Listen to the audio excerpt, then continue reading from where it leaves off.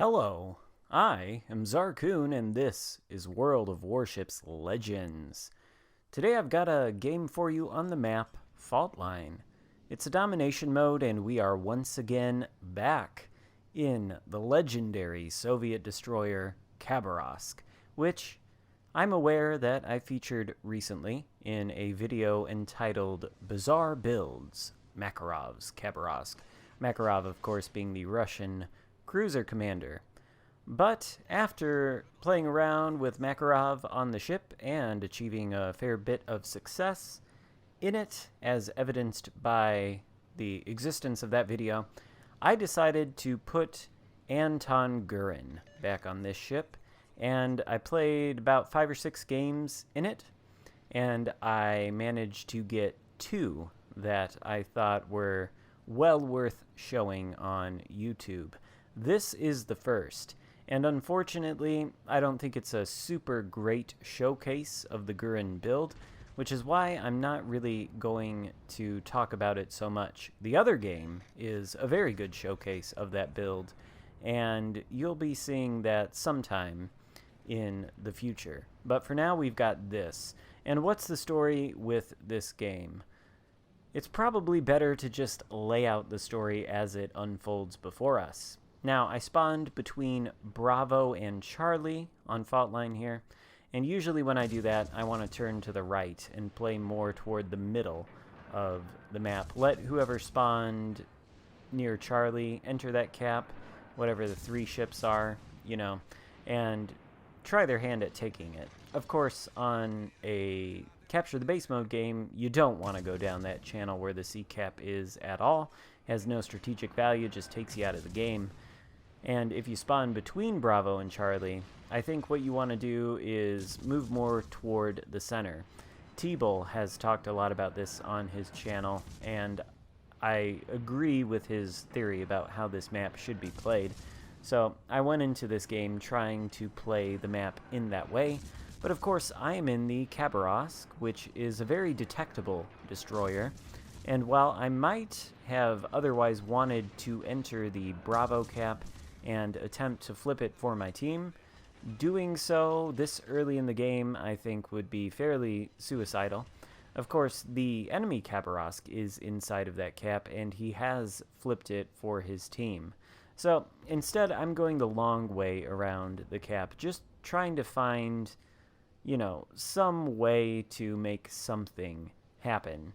And as I'm trying to find that way to make something happen, you will notice that the enemy team has aggressively pushed in and secured all 3 caps, which is not good. We have no points income whatsoever. We're stuck at 300. Meanwhile, they're getting a bunch of points with every tick, and they're already almost 100 points ahead of us. Games like this can spiral out of control really, really quickly if you allow the enemy to take all of the caps, and unfortunately, we have done that here. Am I to blame for this? Yes, and so is the rest of my team. But on the bright side, we have a friendly Akizuki entering the Bravo cap. He is going to attempt to flip it. That Khabarovsk is there, still kind of countering him. But I've got a destroyer with me. We're 10 kilometers away from the enemy Khabarovsk, who is backing up into the cap, and we will be able to get some shots on him now, put a little bit of pressure on him. Hopefully that makes him sail out of the cap. He probably does not want to fight me, my destroyer teammate there, and the Akizuki that is inside of the Bravo cap. So I do believe he is going to end up leaving it, which will allow the friendly Akizuki to flip Bravo. Meanwhile, we've got a potential enemy push coming through Alpha over here in the form of a Bismarck. There's also an Ochakov and an Iowa out here. And at the time I played this game, I was a bit concerned that if I didn't come over here and start shooting at these guys, well, they'd be able to push through, and if both the Bismarck and the Iowa were to push through, they'd potentially be able to acquire some shots on my teammates' broadsides. And that, of course, is something I didn't want to happen. So, opening up fire on this Bismarck did light a fire on him, switching to the armor piercing as he gives flat broadside, because the AP is quite effective on the Khabarovsk, and very soon you will see that efficacy in action. But switching back to the high explosive in order to try to light a follow-up fire on the Bismarck, who goes behind an island and temporarily gets into cover. Ochakov out there, something we do need to be concerned about. But right now, I do want to pause for a moment and talk briefly about a concept that I don't think I've talked too much about, if at all, that is important for the Khabarovskan destroyers like this, and that is the concept of evasion tanking.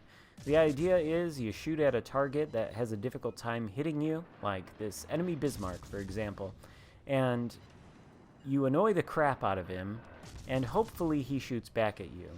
And then when he does shoot back at you, he misses. And that Bismarck was shooting back at us briefly, but he wasn't getting a lot of damage out of it, so he switched fire to my battleship teammate over there to the left of the screen, who's giving him flat broadside. But while the Bismarck was shooting at us and not doing too much damage, it means he wasn't shooting at that friendly broadside battleship and killing him even quicker. And that is the concept of evasion tanking in a nutshell. Flamu, who covers the PC World of Warships, he's somebody I watch a lot. He's talked quite a bit about that. The idea is you get ships to shoot at you, you get them to miss, and in that way you are tanking damage for your team by evading it. Khabarovsk, very good at that. And as I alluded to earlier, the Khabarovsk is also quite good at shooting the armor piercing. Here's the Ochakov, 7 kilometers away from us. Of course, the Ochakov has no armor, and usually that means battleship caliber AP is going to overpen it, but not destroyer caliber HE. We do get a citadel there, and the Ochakov turns out to angle against us immediately. This man is no fool.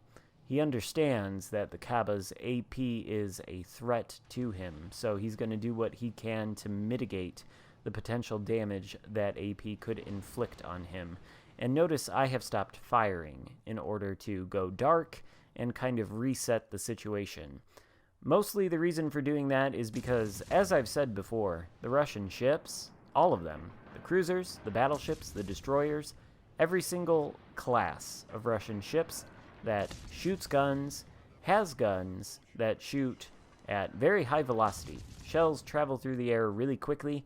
They get to the target very fast. It makes them quite easy to aim at distance, which is great if you're in the Khabarovsk shooting at targets from long range, but not great if you're in the Khabarovsk getting shot back by a Russian cruiser at this kind of range. At this kind of range, it is very difficult to dodge these very fast Russian cruiser shells. If it were something like perhaps a Cleveland shooting me from a similar kind of range, I might potentially have a bit of an easier time avoiding his salvos just because the shells are so floaty. But with an Ochakov, you really can't get away with that. Nevertheless, we are getting some good hits on this Ochakov with the armor piercing, and we have worked to take him down to fairly low health. But you'll notice an enemy Kagero is shooting at us, and this is the point where the WTF factor in this game, and my reason for showing it to you, really gets dialed up to 11. This Kagero is shooting the armor-piercing shells at me, which, in theory, is actually a very good idea, since the Khabarovsk has 50 millimeters of armor plating on its broadside. If I were giving flat broadside to that Kagero, and he shot high explosive at me, it's likely that the majority of his shells would have hit that 50 millimeters of armor and simply shattered. And that is true for every destroyer in this game. If a Khabarovsk is giving you flat broadside and you shoot high explosive at the Khabarovsk's flat broadside, expect a lot of those shells to shatter and do 0 damage. Instead, what you should do is shoot the armor piercing, because it will pen the 50 millimeters of armor. it will arm, and it will do full penetration damage. Obviously, it won't do citadel damage because destroyers don't have citadels, but it will do a wicked amount of damage, and it will probably surprise you. I think this Kagero is aware of that fact, which is why he's shooting the AP at me right now. The only problem is I am not giving up the flat broadside. I am turning to dodge his shells, and if I can't do that, then I am angling against him so that the armor piercing simply bounces off the Khabarovsk's armor plating or shatters against it. Just like you would basically do in any cruiser or destroyer angling against armor piercing, you can do the same thing in the Khabarovsk if destroyers choose to shoot the armor piercing at you.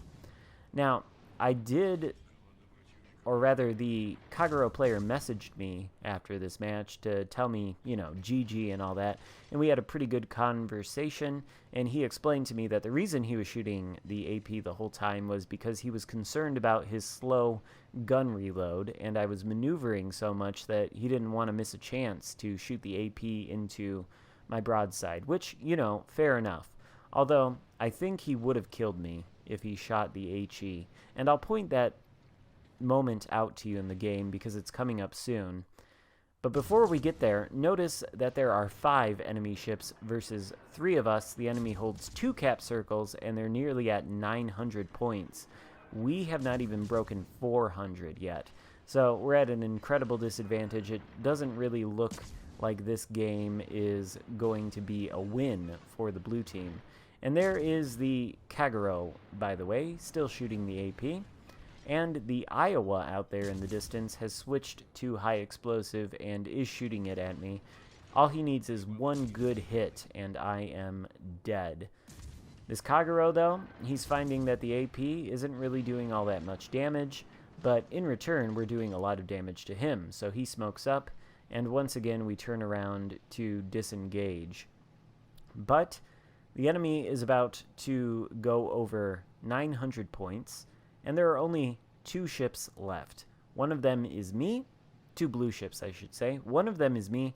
The other is a battleship in the center of the map, kind of outside of the cap circles, not close enough to support me. There are less than 3 minutes left to go in the game, and all signs are pointing to horrific loss. Or are they? Pay close attention to what happens in this next sequence, because it is nothing short of astounding. Heading towards the Kagero's smoke screen, he's still inside of it because we are not spotted yet. But now we are outside of it as I believe he begins to exit the smoke screen, and he should be appearing any moment now. By the way, the friendly Iowa takes down the enemy Albemarle. So now it's 2 blue ships versus 3. Things are looking okay. Pretty confident I can kill this Kagero. Yes, there he is. And he's still shooting the AP. So I'm simply going to turn and bow tank him. And as you can see, his AP shatters, doesn't do any damage. The Iowa misses, luckily, so we don't die. And the Kagero does knock out one of our turrets with the AP. We damage con that immediately. And we're still bow tanking him. Iowa is still shooting at us, still missing. Kagero on very low health, just as the friendly Iowa takes out the enemy Ochakov. It is now 2 versus 2, when it was 2 versus 5 earlier, and now 2 versus 1 with the enemy Iowa right in front of me. He misses with yet another high explosive salvo. This has got to be the 3rd time he's missed me. I launch torpedoes. He's giving me flat broadside, basically in death range. Misses me again with the rear turret, and in fact, it is his secondaries that score the killing blow and finally take me out. Enemy has 900 points to our 531, 1 versus 1, but torpedoes are on the way, and the Iowa suffers a most grievous flesh wound. We end the game with a kill using torpedoes, and somehow, when everything looked hopeless, we pull out a victory. I don't know how it happened. I don't think I'll ever see something like this happen again, but I hope you enjoyed it, and I hope it inspires you to never give up, even in the face of overwhelming odds. So thank you so much for watching. I will see you next time. Goodbye.